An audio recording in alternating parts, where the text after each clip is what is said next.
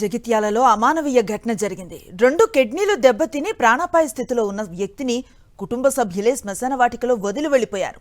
రాత్రంతా శ్మశానంలో నరక యాతనను అనుభవించిన బాధితుడు శ్రీధర్ని గమనించిన స్థానికులు ఆసుపత్రికి తరలించారు. బాధితుడి పరిస్థితి ఆందోళనకరంగా ఉన్నట్లు తెలుస్తోంది. ఘటనపై స్థానికులు తీవ్ర ఆగ్రహాన్ని వ్యక్తం చేస్తున్నారు. ఇటువంటి ఘటనలు పునరావృతం కాకుండా శ్రీధర్ కుటుంబ సభ్యులపై చర్యలు తీసుకోవాలని డిమాండ్ చేస్తున్నారు.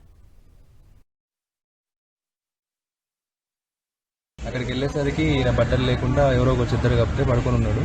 రాత్రి నుంచి అట్లనే ఉన్నాడట. అక్కడ సంబంధించిన వాళ్ళు ఎవరో కాల్ చేసిండ్రు.